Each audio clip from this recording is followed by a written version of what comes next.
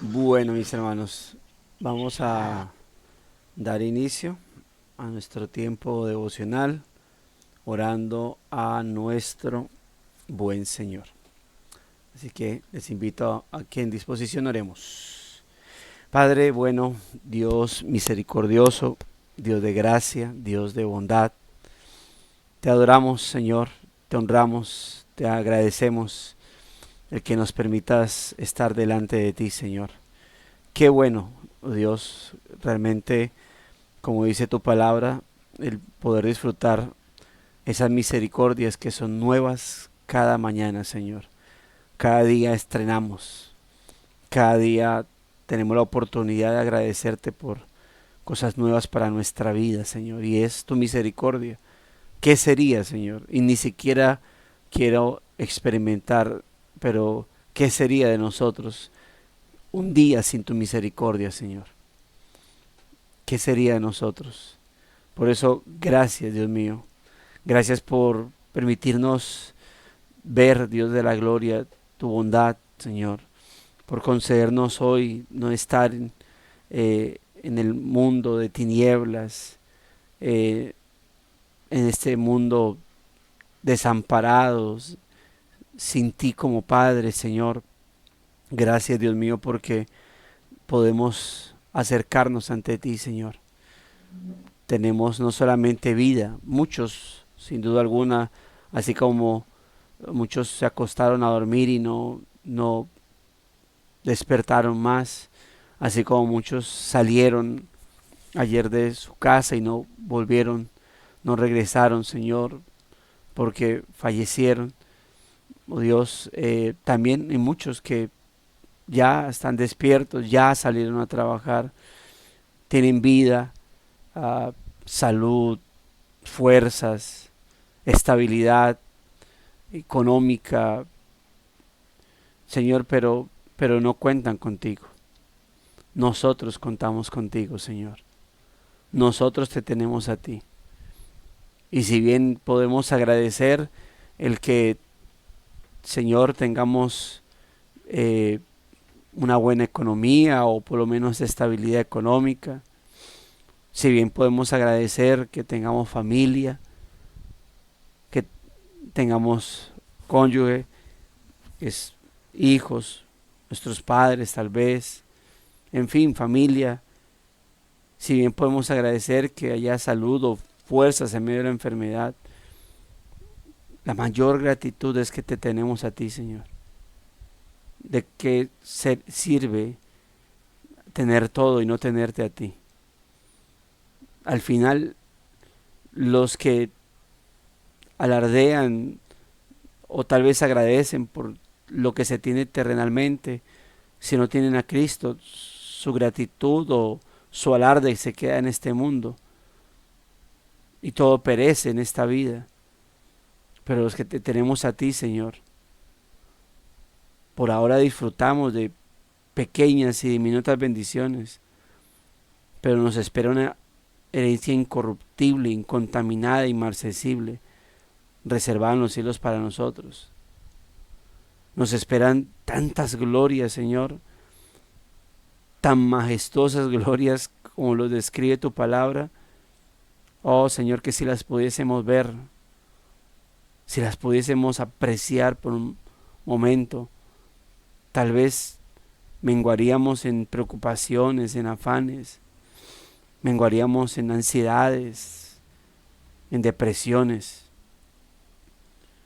menguaríamos en tanta pensadera como mencionamos, como decimos coloquialmente, por los asuntos de esta vida.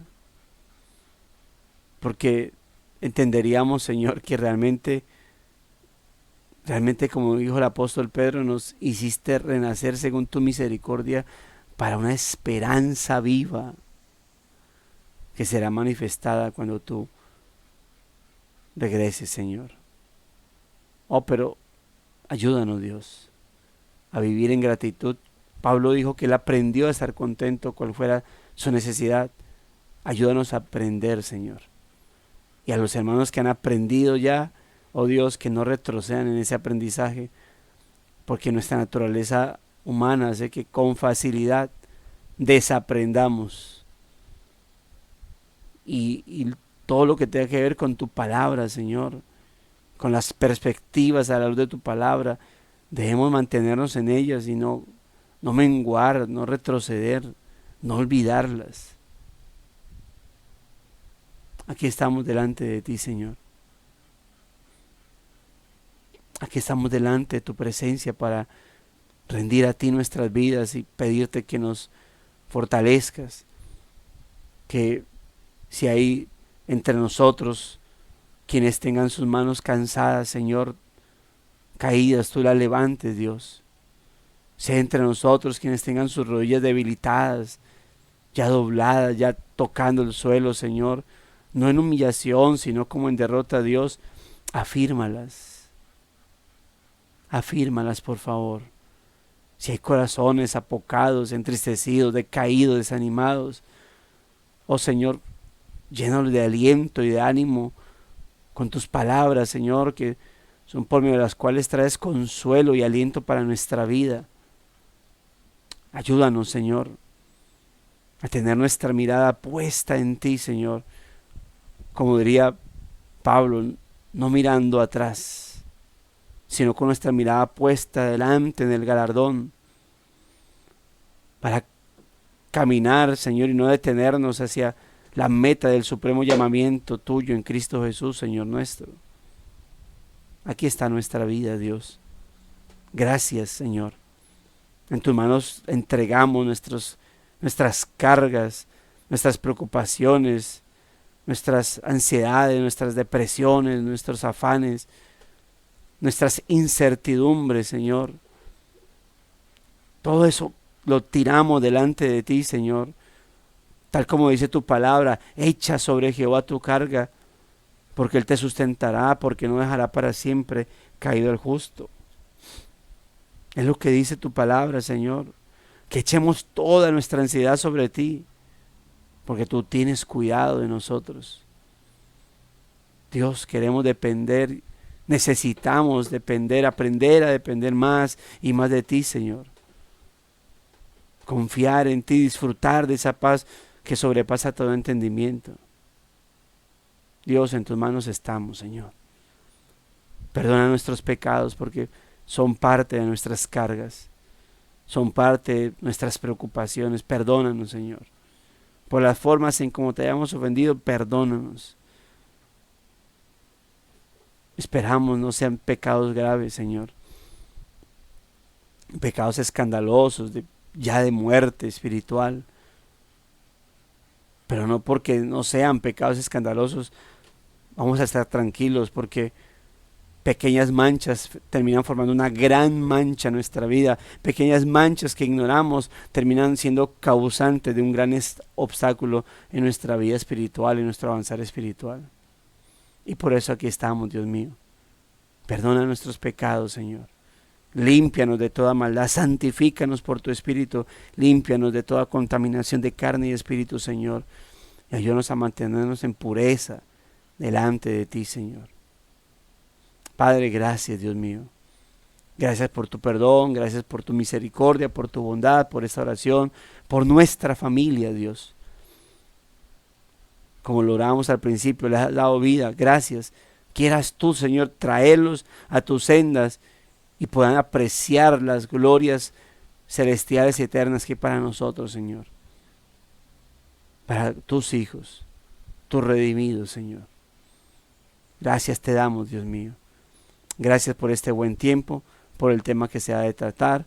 Gracias por la meditación que traerás a nuestra vida, Señor. Y gracias, bendito Dios, por concedernos un buen tiempo de devoción, para gloria y honra de tu nombre, Señor, para edificación nuestra y de los demás, porque de gracia damos lo que de gracia recibimos, Señor. Gracias te damos en Cristo Jesús, Señor nuestro. Amén y amén. Septiembre 4. El diseño de Dios para el matrimonio. El hombre dejará a su padre y a su madre y se unirá a su mujer y serán una sola carne. Ambos estaban desnudos, el hombre y su mujer, pero no se avergonzaban. Génesis 2, 24 al 25. El matrimonio es un regalo de Dios que hemos manchado con el pecado. Estos versículos describen una alianza de amor de perfecta confianza, sin rastro de vergüenza y de perfecta unidad.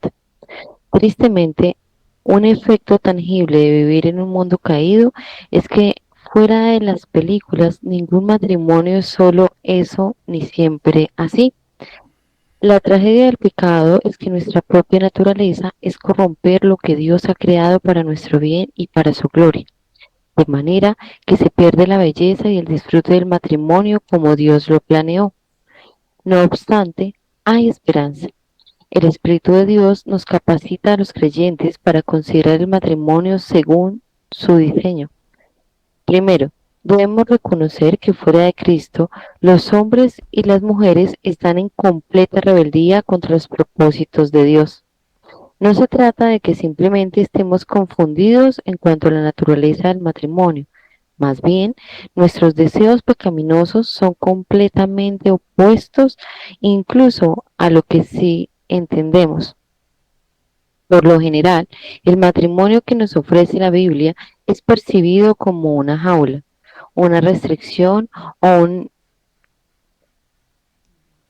una restricción o un invento humano de la antigüedad, como una especie de vestigio inútil de alguna generación pasada. Si vemos el diseño de Dios para el matrimonio con esta perspectiva, es porque estamos predispuestos a decir, no me gustan los planes de Dios, haré esto a mi manera. Pero cuando estamos unidos a Cristo, Dios nos permite ver el matrimonio conforme a su diseño. Sin importar las leyes del gobierno, la escritura es absolutamente clara. Cualquier cosa que no sea una relación monógama y heterosexual no puede ser y no es un matrimonio delante de Dios, porque eso es lo que Él decidió que sería el matrimonio desde el principio. La confirmación de Jesús de la descripción del matrimonio de Génesis 2 demuestra que nada ha cambiado entre el diseño original de Dios y el actual. Mateo 19, 4 al 6. No debemos manipular ni reajustar la Biblia para acomodar las tendencias sociales que buscan definir de otra manera el matrimonio. Aunque con frecuencia el patrón de Dios para el matrimonio bíblico es menospreciado por nuestro mundo caído, sí creemos que la Biblia es la misma palabra de Dios. Respaldaremos su enseñanza en la manera como ordenamos nuestra propia vida, como hablamos de las relaciones de otros y como oramos por ellos. Como creyentes, debemos reconocer que el objetivo de Dios para los matrimonios de todas las culturas y épocas es que reflejen el amor de Cristo por su pueblo y su compromiso hacia éste. Efesios 5, 22, 25. Y debemos recordar que el Señor Jesús vino a renovar y a reparar todo lo que está roto y distorsionado como resultado de la caída. Solo en Cristo y a través de Él es posible ver el matrimonio según el patrón y el plan de Dios, en lugar de que vivamos cada uno a su manera. Él, en su misericordia, nos ha invitado a inclinar nuestro corazón ante su diseño sin igual. Para algunos, demandará un gran sacrificio personal obedecer a Dios en esta área. Para otros, para todos los que vivimos en el siglo XXI, demandará valentía para permanecer firmes en los caminos de Dios cuando los del hombre se nos oponen. En tu contexto y circunstancia, ¿qué significará para ti pensar, hablar y actuar de manera que refleje el diseño de Dios para su gran regalo del matrimonio? Para meditar Génesis 2. Bueno, hermanos, ahí tenemos ayer, hoy, mañana, tenemos temas matrimoniales. Son parte también de lo que es nuestra vida cristiana, eh, mm, en cuanto a las áreas, ¿no? Es parte de nuestra vida cristiana, es algo que son temas que no podemos ignorar, aun si alguien es soltero, porque creo que aprender acerca de esto, si no sea desde la experiencia, es bueno saber lo que dice la escritura, ¿no? Es bueno saber qué plantea la palabra del Señor para que cuando hablemos, cuando, cuando hablemos con alguien, podamos obviamente enseñarle qué dice la palabra de Dios. Obviamente no falta el que quiera hablar acerca de no, se requiere la experiencia, sí, sin duda alguna, pero por encima de la experiencia siempre va a estar la palabra del Señor, siempre, porque cuando hablamos desde la sola experiencia, entonces mm, podemos plantear solamente, o corremos el peligro de plantear solamente la forma en como yo lo he aprendido a hacer y las cosas como a mí me han funcionado, pero podemos estar sin darnos cuenta yéndonos en contra de la palabra del Señor. Por eso son temas que podemos aprenderlos, podemos conocerlos a la luz de la Escritura y si usted sea soltero, pues pueda conocer esa perspectiva y pues son temas que debemos conocer y si alguien es soltero y planea casarse, pues es un buen tema a respaldar o apreciar, ¿no? Eh, Ayer mencionaba que el que alguien dé una mala imagen de algo, o es la idea que quería plantear al principio, ¿no?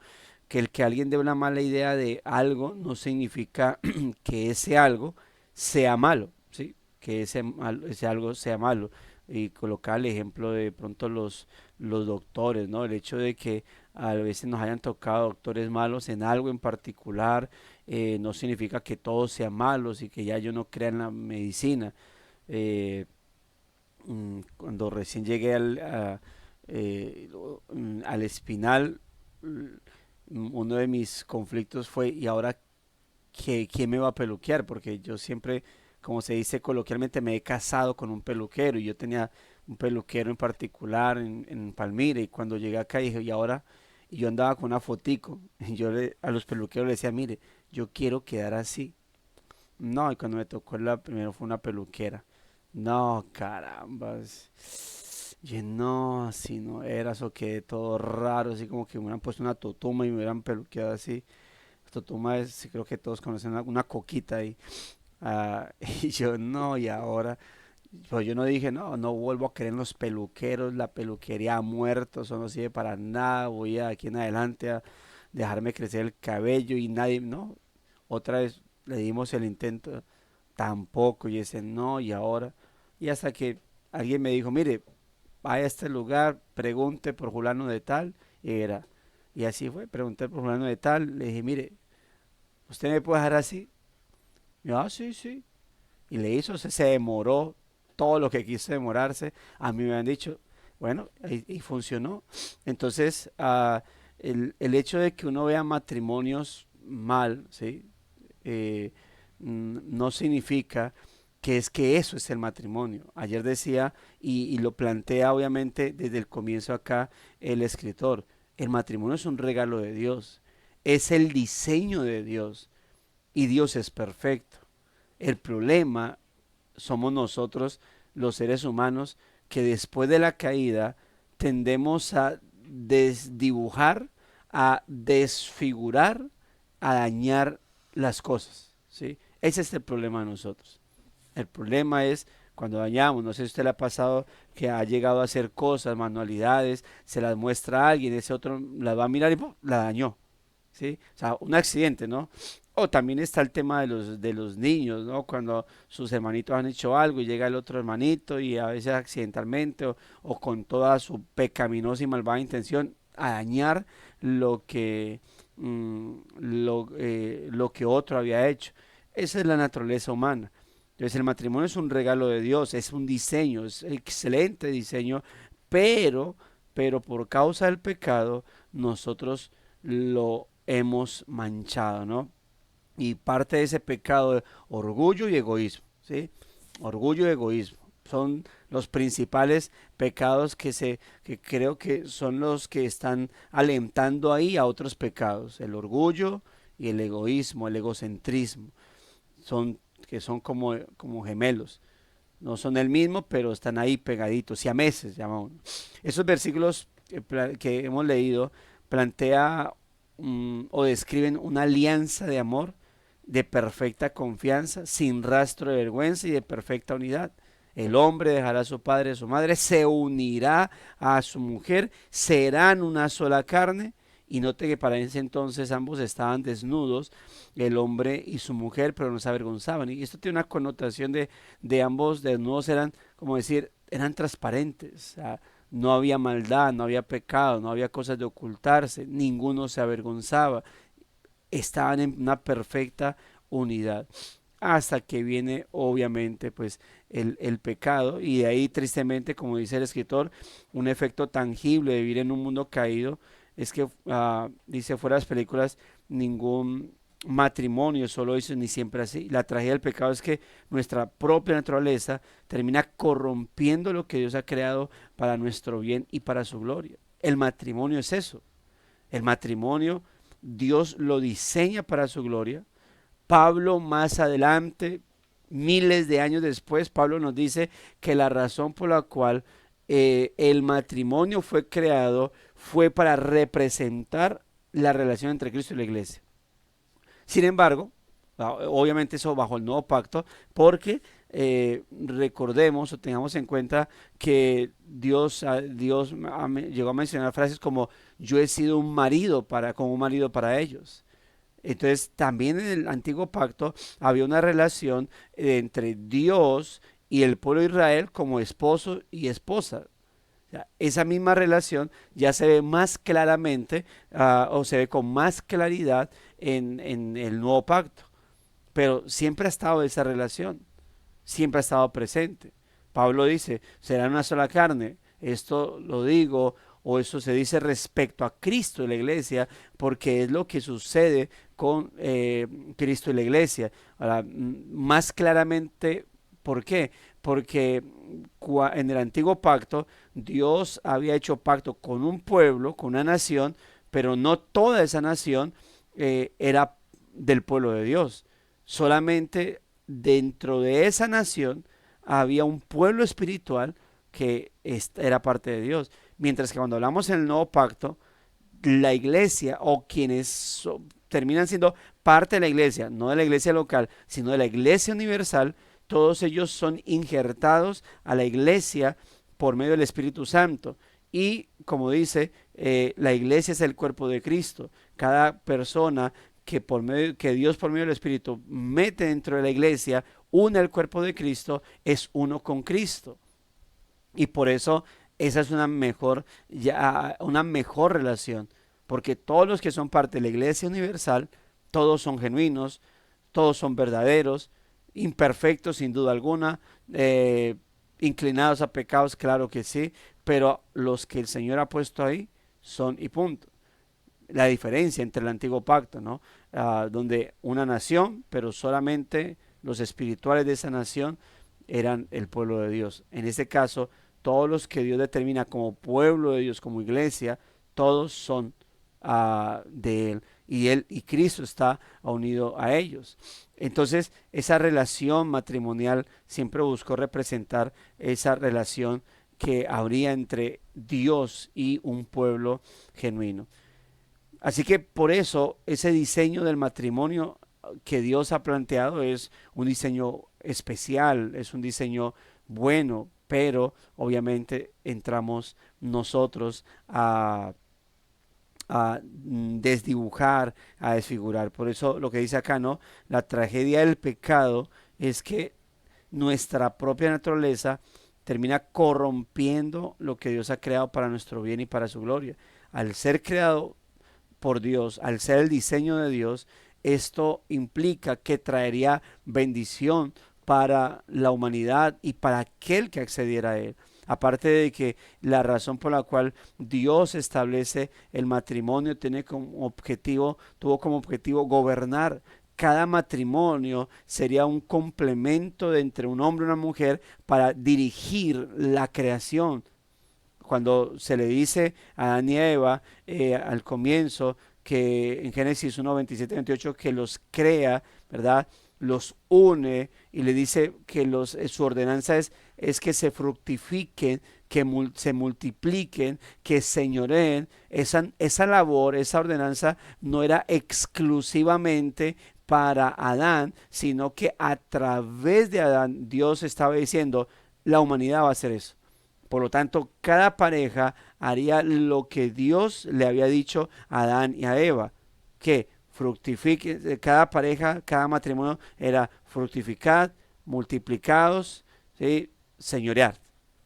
Entonces, note cómo cada hogar sería un gobierno dentro de la tierra, sería una pareja que dirigiría, ayudaría a formar, a edificar todo lo que sería su creación. Cae la primera pareja, el pecado entra al mundo, todos caen o entran en un estado pecaminoso, bueno, viene el deterioro.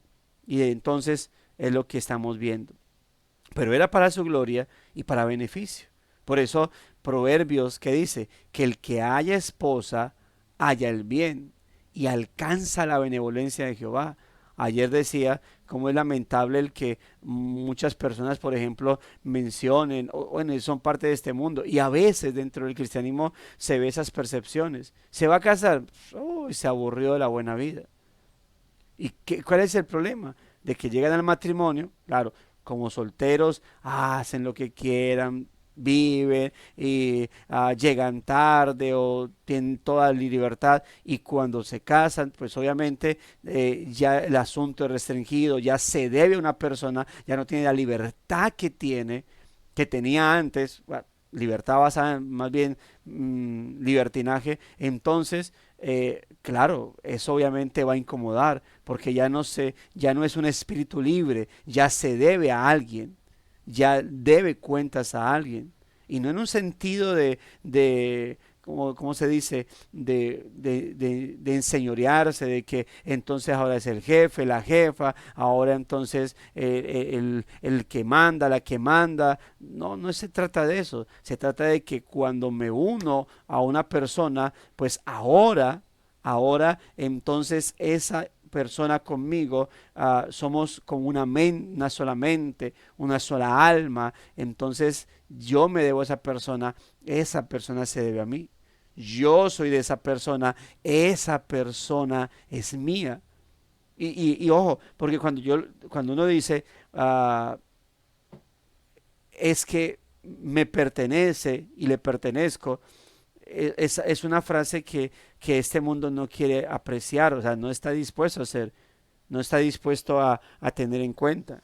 Yo soy de él, como dice Cantar de los Cantares, eh, mi amado es mío, yo soy de mi amado, que es la expresión de la mujer.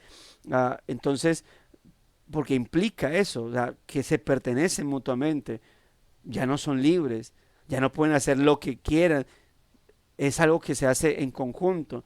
Claro, cuando la persona no desecha, no renuncia a su chip de egocentrismo, de orgullo, de libertad, entre comillas, entonces pues eso va a molestar y va a poder llegar a pensar, sí, carambas, yo también que estaba soltero, no tendría que rendirle cuentas a nadie, no me debía a nadie.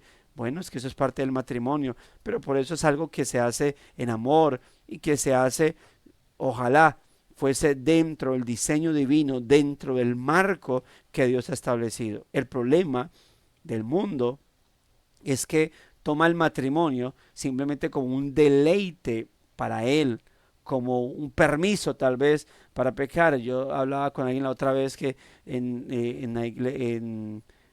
hubo una pareja que se llevaban harto tiempo, ¿no? Y ellos querían casarse.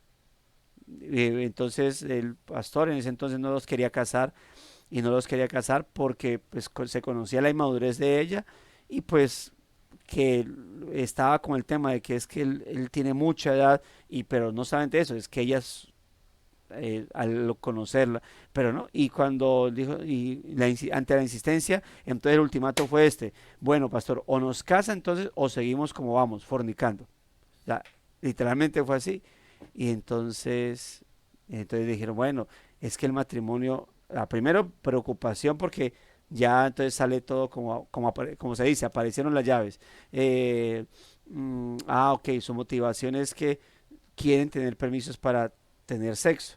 Pero resulta que el matrimonio no es solamente eso, el matrimonio es esto, esto. Por lo menos en medio del carimatismo en el que vivíamos, pues se le dieron pautas, ¿no? Obviamente algo que yo aprendí fue en la vida, en la reforma, es esa representación espiritual que tiene el matrimonio, que es Cristo y la iglesia. El esposo representa a Cristo, la iglesia, la esposa representa a la iglesia, a la vez que representa a Cristo, todos, ¿no? Pero bueno, esos jóvenes al final se casaron. Bueno, ya al mes, esos mismos jóvenes que le dieron el ultimátum al pastor de por qué tienen que casarse, ¿qué ocurrió? Que ya al mes ya estaban agarrándose, ya jalándose las greñas, como se dice coloquialmente, ya a los meses eso era, se trataban incluso con vulgaridades, se tiraban las cosas, ¿no? Intentaban mejorar. Hoy en día no están juntos. ¿Ve? ¿Por qué? Porque cuando yo llego al matrimonio con una percepción egoísta, caprichosa, más de deleite personal, vamos a tener problemas, vamos a tener dificultades. Entonces, ¿por qué? Porque no ven el matrimonio dentro de ese diseño de Dios, sino como simplemente una oportunidad pues para ya disfrutar, y es más que todo como cuando yo pongo por encima mis deseos, mis deleites, mis objetivos por encima de los de Dios. Si es que los estoy teniendo en cuenta, voy a tener problemas. Ahora, cuando los tengo en cuenta, pero por debajo de los míos, por lo menos yo creo que Dios puede entrar a obrar, rearguir y decir, oye, espérate, cambiemos de posición porque creo que esto no me está funcionando así. Entonces, pero cuando la gente de entrada no le importa nada a Dios, sino yo y lo que quiero yo, o lo que queremos nosotros, bueno, hay problemas, va a haber problemas.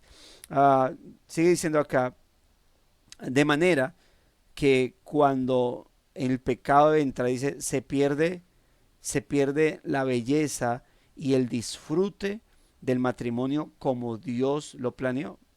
No obstante, hay esperanza, ¿sí? Hay esperanza. El Espíritu de Dios nos capacita a los creyentes para considerar el matrimonio según su diseño.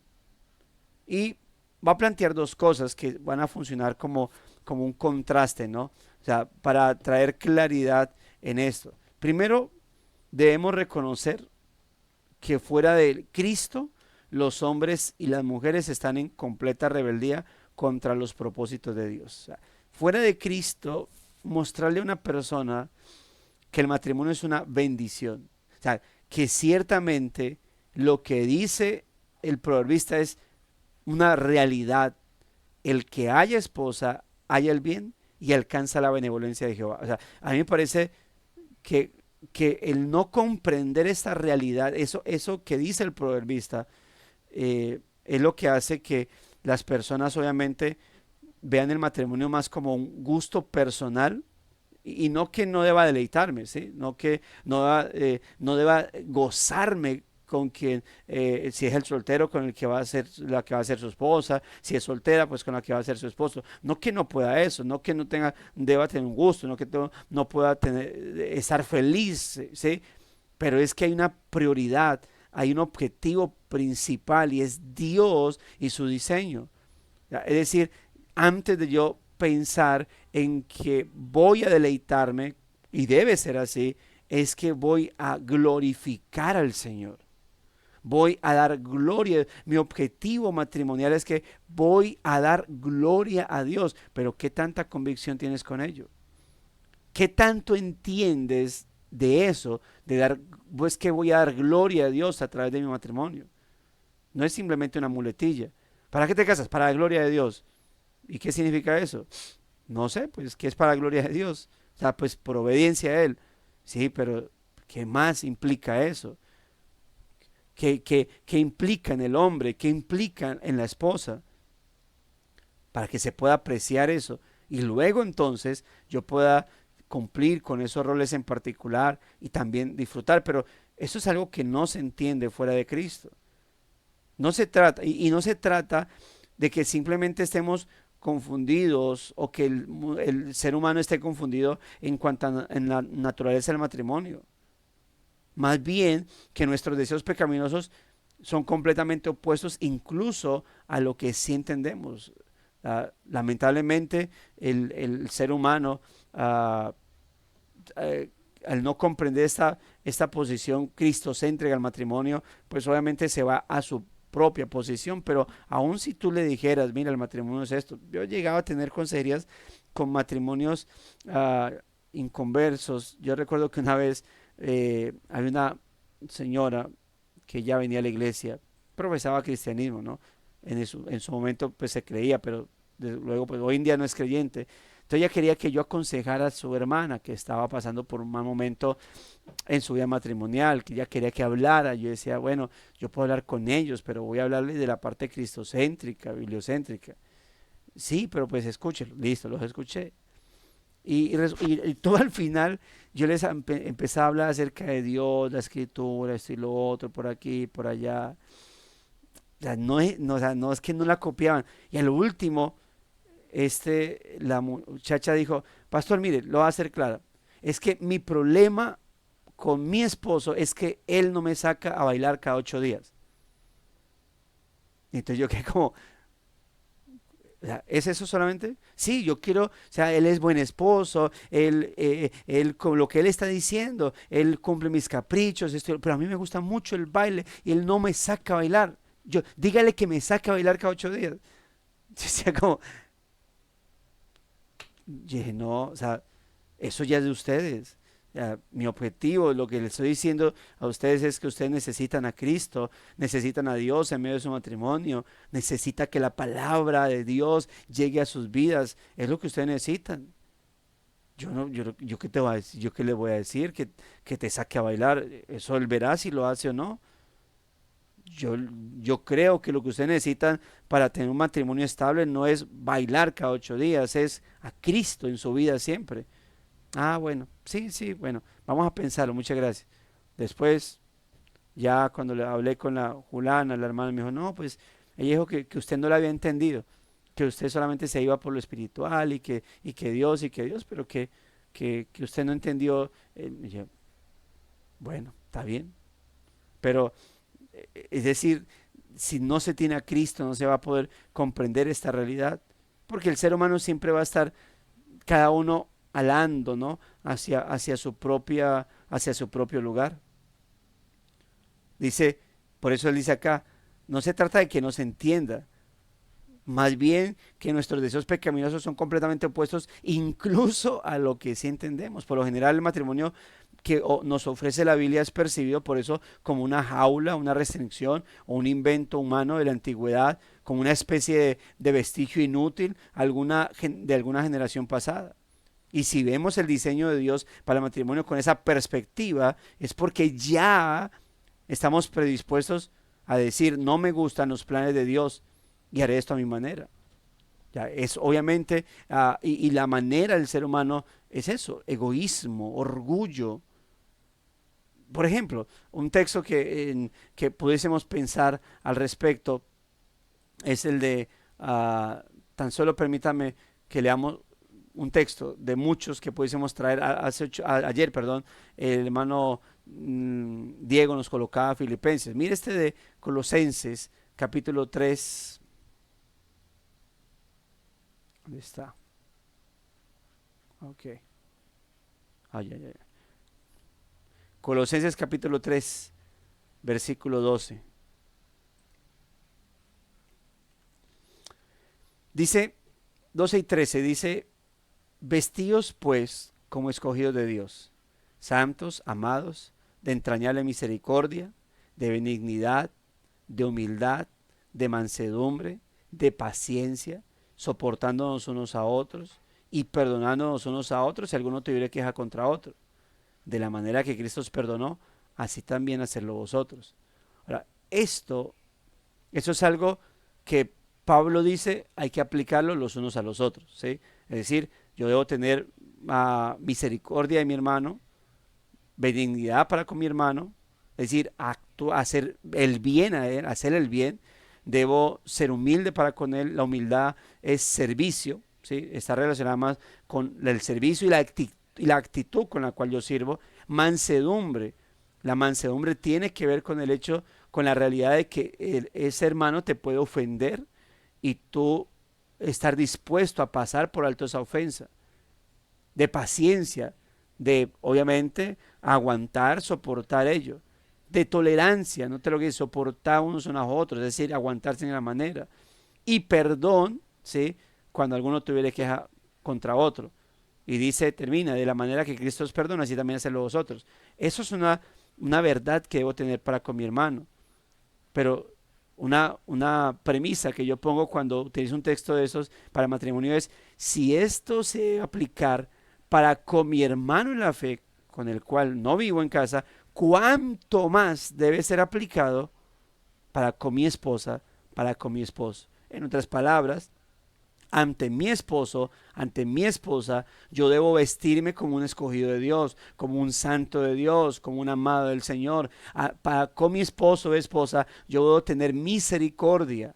Yo debo ser benigno, benigna, es decir, actuar, hacer el bien para con ella. Debo ser humilde, estar preso a servirle, él para con ella para con él. También debo ser manso, estar dispuesto a pasar por alto los errores, las ofensas, ser paciente. Efesios capítulo 4 dice, paciencia, tener paciencia en amor, soportarla, soportarlo, estar dispuesto a perdonarlo si tuviese queja contra él, contra ella. Y de la manera que Cristo me ha perdonado, así debo hacer con ella, así debo hacer para con él. Hermano, aquí no hay lugar al egoísmo. Aquí no hay lugar al orgullo. Aquí hay lugares a una pelea y batalla contra el egoísmo y contra el orgullo. Note entonces que esto, el no creyente no está dispuesto a llevar a cabo esto. Y pudiese citar el texto, bueno, vale el recordar el texto que nuestro hermano Diego nos recordaba ayer, ah, de Filipenses capítulo 2 versículo 3 y 4. Nada hagáis por contienda, por vanagloria, antes con humildad, estimando cada uno de los demás como superiores a él mismo. Eso es humildad. Humildad es la disposición a servirle a mi hermano, a mi hermana. Y note, no mirando cada uno por lo suyo propio, sino cada cual también por lo de los otros. Cuando han habido ofensas mutuas, cuando el llamado es a perdonarse mutuamente, cuando el llamado es a servirse mutuamente, a no actuar por contienda, por vanagloria. Esto debo hacerlo para con mi hermano. Pero si esto lo debo hacerlo para con mi hermano, ¿cuánto más debo hacerlo para con mi cónyuge? El problema, mis amados hermanos, es que si no se está en Cristo, si no hay la dirección del Espíritu Santo, esto es muy difícil, por no decir que imposible, porque como dice Pablo, es que el impío, el no creyente, no solamente no puede someterse a la ley de Dios, es que no quiere. Bueno, y no solamente no quiere, no puede hacerlo, más bien. Hermanos, se requiere estar en Cristo. Ahora, eso es así, o sea, se debe tener en cuenta que fuera de Cristo no se puede. Esto, sin Dios en medio, sin Dios en medio del hogar, no se puede. Sin el diseñador en medio del hogar, no se puede hacer. Hermanos, por eso, si usted está teniendo conflicto en su hogar, piense cómo está la vida espiritual, cómo está la relación de ustedes como familia, de ustedes como hogar, cómo está esa vida espiritual, cómo está el deleite, la palabra del Señor, cómo está todo eso, porque es lo que va a marcar la, la, el qué tanto está Dios en medio de sus vidas, qué tanto está Dios en medio de ustedes dirigiendo ese hogar. Por eso la segunda parte dice, pero cuando estamos unidos a Cristo, y ese es el segundo punto en contraste de lo que es el primero. El primero es fuera de Cristo, ¿no? Fuera de Cristo, no pasa nada, por mucho que intentes esforzarte, llevarlo a bien, a intentar pues como llevar las cosas en santa paz, al final se quiebra todo eso, se quiebra. Pero cuando estamos unidos a Cristo, Dios dice, nos permite ver el matrimonio conforme a su diseño. Yo sé que hay gente que dice, pastor, pero yo he visto matrimonios que cristianos que tampoco. Sí, yo también. Yo también he visto esos matrimonios. Pero el asunto es este, hermano. Es, debiésemos, así como tú lo has visto, pudieses entrevistarlos y preguntar, ¿dónde se quebró todo? ¿En qué momento tuvieron en cuenta, o sea, si han pensado en la vida espiritual como uno de los momentos o como uno de los puntos en donde todo se empezó a quebrar? Permítame decirle, hay gente que no le importa la vida espiritual. Hay gente que solamente ah, está para, y eso, que el soltero ve para casarse si va a la iglesia. Ya, no más. Pero no indaga. Por eso yo siempre he dicho, dentro del cristianismo, antes de una persona casarse con alguien, debe tener una relación de hermandad. Como dice el escritor de Cantar de los Cantares, cuando llama a la que es su esposa, le dice hermana mía, amiga mía, paloma mía, perfecta mía. Debe haber una relación de hermandad, porque ahí voy a conocer a esa persona como hermano en Cristo, como hermana en Cristo. Ahí voy a poder permear su vida espiritual, cómo es en la iglesia, cómo es con otros hermanos, hermanas, cómo es su relación con el pastor, con el cuerpo pastoral, cómo es su vida de servicio en la iglesia. Si yo no puedo ver eso, tienes problemas, vas a terminar chocándote con algo que no querrás o que no te imaginarás. Yo no puedo simplemente vivir y ¿cómo estás? Ah, yo sí oro, yo sí leo la Biblia. No, tenga cuidado con eso, porque yo necesito saber que esa persona, qué tan firme está en Cristo, así como esa persona necesita saber de mí, qué tan, qué tan en la roca estoy yo, qué tanto estoy edificando yo mi casa sobre la roca, que no sea simplemente palabrerías, eso es muy fácil. Llenar un requisito por palabras es muy fácil. Se necesita estar en Cristo. Entonces cuando dicen, no, es que yo he visto matrimonios cristianos que pum, se rompieron. Bueno, es que si nos ponemos a entrevistar cada uno de esos matrimonios, vamos a llegar a una conclusión.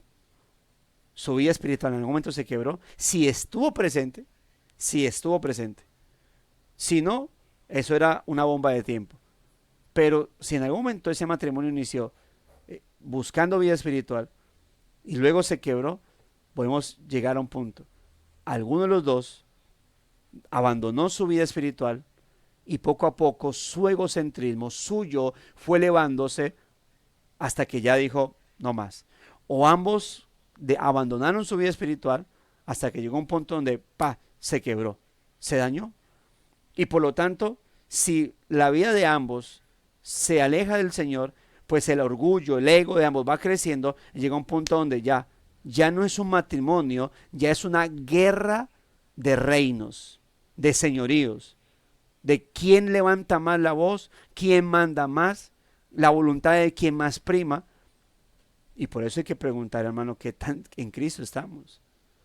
Yo leí 2 textos acá que te alejan del egoísmo, te alejan del orgullo y te ponen es al servicio, pero cimentado en Cristo el Señor.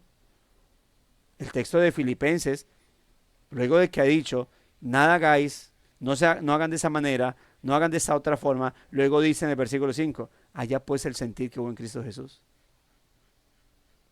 ¿Sí? Una de las, cuando he tenido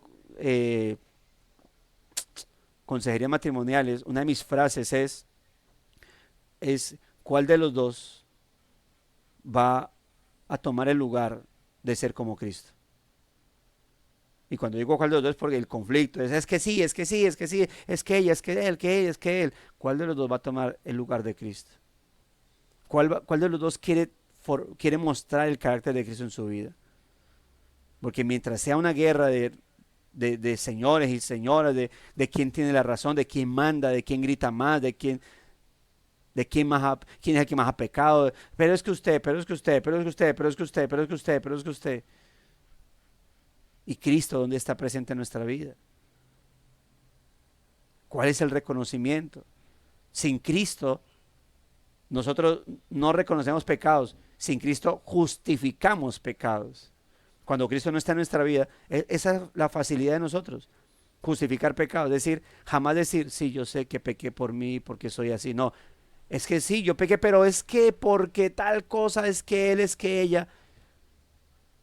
Se requiere estar en Cristo. Por eso, yo sé, si tú me vas a decir, es que yo he visto matrimonio, yo no creo en matrimonio, porque incluso he visto matrimonio, hasta matrimonio de pastores. Es que ninguno está exento de abandonar la vida cristiana, abandonar la relación con Dios, y cuando eso pasa, hay bombas de tiempo. Cuando alguien abandona su vida espiritual, aun cuando siga yendo a la iglesia, para mí es como que una bomba empezó. No sé el tiempo que vaya a durar esa bomba en cuenta regresiva, para empezar a sacar todos sus deleites, todos sus pecados. Por eso vale el decir si estamos unidos a Cristo, pero unidos a Cristo no es si está yendo a una iglesia cristiana, es que esté yendo, pero realmente tenga esa vida espiritual. Dios nos permitirá ver el matrimonio conforme a su diseño. Y sin importar las leyes del gobierno, la escritura es absolutamente clara. Cualquier cosa que no sea una relación monógama, monógama y heterosexual no puede ser y no es un matrimonio delante de Dios, porque eso es lo que Él decidió que sería el matrimonio desde el principio. La confirmación de Jesús de la descripción del matrimonio en Génesis 2, cuando lo relata, cuando habla del matrimonio en Mateo 19 y cita las mismas palabras de Génesis, que está demostrando que el diseño que Dios estableció en Génesis se mantiene. Gloria a Dios, por quienes todavía creemos y debemos defender eso a toda costa. No debemos manipular ni reajustar la Biblia para acomodar las tendencias sociales que buscan definir de otra manera el matrimonio. Eso ya es una guerra, obviamente, ya en este caso creo que es la guerra cultural, ¿no?, que tenemos. Defendemos nuestra parte matrimonial, eso es cierto, y debemos defender nuestro concepto matrimonial ante la sociedad, que hoy en día quieren unirse, hombre con hombre, mujer con mujer y cosas así por el estilo, unas cosas locas, aterradoras. Hace poco veía una noticia que ella es lesbiana y él es homosexual, pero se enamoraron. Y que como es una relación entre homosexuales, porque ella es lesbiana, pero él es homosexual, entonces que es un matrimonio diferente. Y uno decía, pero pues eso es lo mismo, ¿no? O sea, es así como debiesen hacer. Pero pues, este mundo es loco, este mundo es nauseabundo, podrido, está distorsionado y toca defender el matrimonio. Hoy en día un matrimonio, esposo, esposa, eso es la locura, pero bueno, eso es parte de nuestra cosmovisión y lo que debemos defender. Pero ¿cómo defendemos eso? Sino también desde la forma en cómo actuamos. La gente, hay estas perspectivas de la familia que desdibujan, se levantan en rebeldía contra el diseño de Dios. Lo único que dicen es, vea, pero es que vea, los matrimonios heterosexuales no funcionan porque mire que se divorcian, infieles, infieles, infieles. Sí, claro, ese es producto del pecado. Eso va a pasar, sin duda alguna. Pero eso no significa que el matrimonio ahora como ellos quieran establecerlo, sí funcione. Porque se ha demostrado de que uno de los peores casos o las cosas más aterradoras que se han visto también es en los matrimonios, o sea, que los matrimonios homosexuales, que no se dice llamar así, tampoco las uniones más bien entre homosexuales o lesbianas no funciona, tampoco funciona. Mientras haya pecado, el matrimonio o las uniones entre dos personas no van a funcionar correctamente. Se requiere la presencia de Cristo. Hermano, usted y yo tenemos la presencia de Cristo. Aunque con frecuencia el patrón de Dios para el matrimonio bíblico es menospreciado por este mundo caído, si creemos que la Biblia es la misma palabra de Dios, respaldaremos su enseñanza en la manera en cómo, escuche esto, cómo ordenamos nuestra propia vida, cómo hablamos de las relaciones de otros y cómo oramos por ellos. Pero llegando ya a la conclusión, como creyentes, debemos reconocer que el objetivo de Dios para los matrimonios de todas las culturas y épocas es que reflejen el amor de Cristo por su pueblo y su compromiso hacia este. Eso es lo que reflejamos nosotros. como la pregunta del esposo es, ¿me estoy portando como Cristo? ¿Me estoy portando como Dios lo demanda? La pregunta para la esposa, la pregunta reflexiva de la esposa es, ¿estoy comportándome como Dios le demanda a la iglesia que se porte para con Cristo? Por eso el reto del esposo es, la gran responsabilidad que tiene el esposo es, ama a tu esposa como Cristo ama a la iglesia. Y el reto de la esposa es, compórtate, ama a, eh, a tu esposo como se le demanda a la iglesia que amar a Cristo. Y sométete a tu esposo como al Señor. Ese es el reto. Y esto, hermano, el tema del matrimonio, eso aquí podemos quedarnos hablando. Yo tengo series del matrimonio basadas en Efesios que han sido más de 10 charlas. Hablar del matrimonio tan solo en una charla, no es simplemente eso, por eso es un comentario, por eso son meditaciones que sembramos, que dejamos acá para poderlas tener durante el día, pensar en ello. Debemos recordar que el Señor Jesús vino a renovar y a reparar todo lo que está roto y distorsionado como resultado de la caída. Y por eso, solo en Cristo, estando en Cristo y a través de Él, es posible ver el matrimonio según el patrón y el plan de Dios. Y no solamente es posible verlo, es posible llevarlo a cabo. ¿Que va a tener siempre efectos? Sí, sí, por nosotros, por causa de nosotros. Pero si estamos en Cristo, si hay devoción en Cristo, hermano, podemos llevar matrimonios que glorifiquen al Señor. Matrimonios que sean un deleite para nuestra vida. Pero es que todo depende de quién señoree en tu vida. ¿Señorea a Cristo? Entonces el Espíritu Santo va a dirigir. Y si el Espíritu Santo dirige a la luz de la palabra, tú vas a dar una batalla para hacer las cosas correctamente. Él va a dar una batalla, él va a dar una pelea correcta, unido a Cristo, guiado por el Espíritu Santo. Ella va a dar una pelea correcta, unida a Cristo, guiada por el Espíritu Santo. Y ambos van a dar un buen testimonio. Van a presentar un lugar de bendición, tanto para la sociedad como para sí mismos y para sus propios hijos. En lugar de que vivamos cada uno a su manera, Él en su misericordia nos ha invitado a inclinar nuestro corazón ante su diseño sin igual.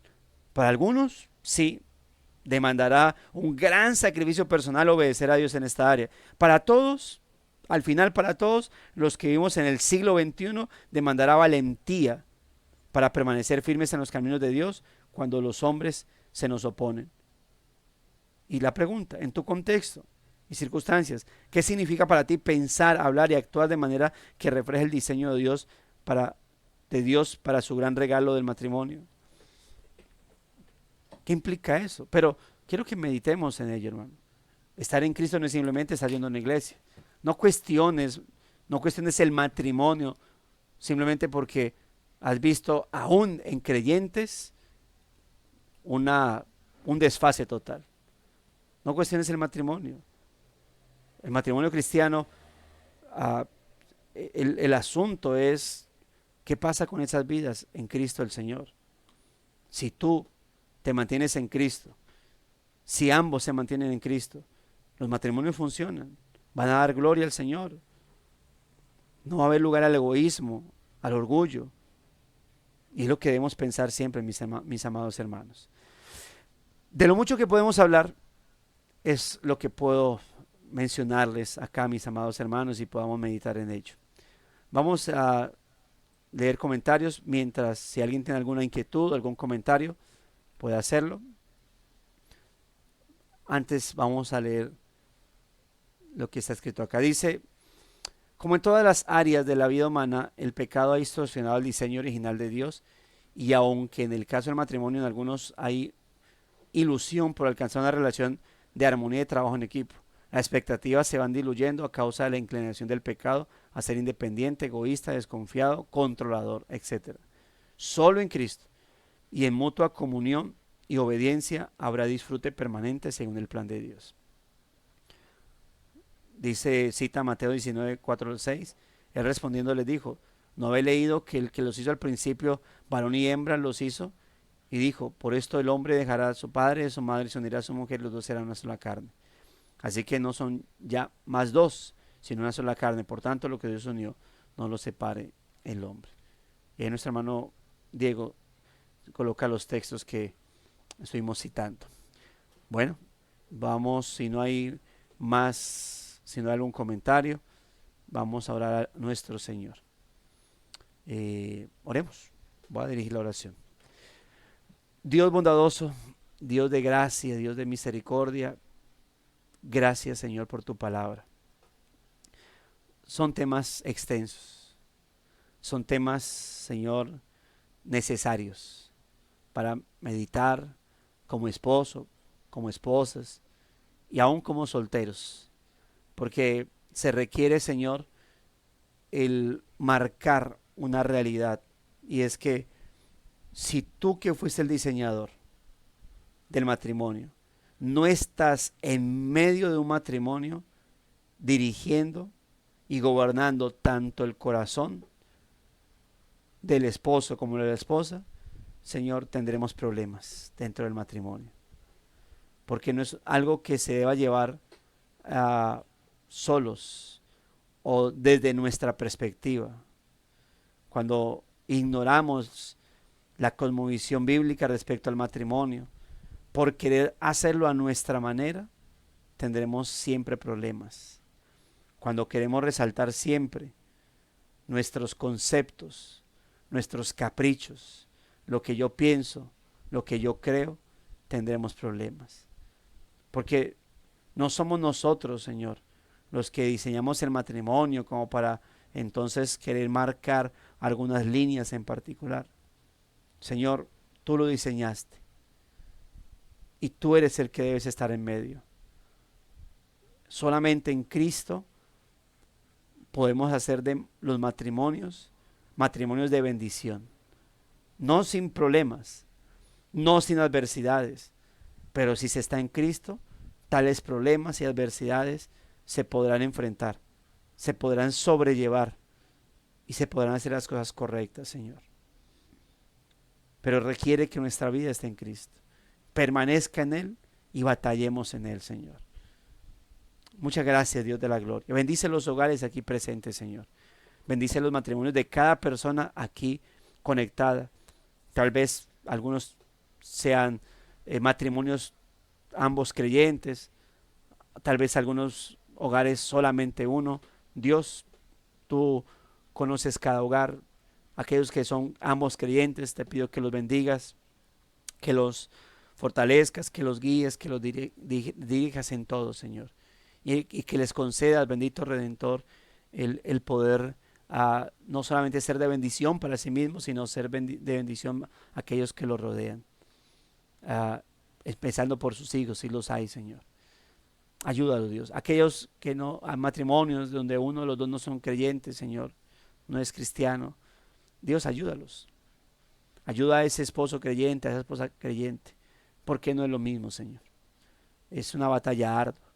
Concédele el cristianismo, la regeneración a esos esposos inconversos, esposas inconversas, para que sus cónyuges creyentes puedan ver, apreciar ese regalo tuyo, Señor. Mientras tanto, oh Dios, que puedan seguir perseverando y cumpliendo su rol, mientras pueda cumplirlo y sin que tú, oh Dios, seas deshonrado. Y gracias a los que nos has concedido cónyuges creyentes, Señor. Gracias, bendito Dios. Te pido que nos ayudes cada día a vivir para tu gloria y honra, para tu alabanza y exaltación, Señor. Dios, bendice los hogares, pero también bendice el día, este día para mis hermanos, que tengan un gran día de bendición, de guía, de meditación, Señor, y que puedan hacer las cosas para tu gloria y honra. Gracias te damos en Cristo Jesús, Señor nuestro. Amén y amén. Mis amados hermanos, gracia y paz a sus vidas. El Señor les continúe bendiciendo y recuerde, firmes y adelante, huestes de la fe. Nos vemos mañana a la misma hora por el nuevo canal. Un buenísimo, bendecido día para todos. Gracias, pastor. Gracias, hermanos. Dios nos bendiga. Amén. Bendiciones para todos. Amén.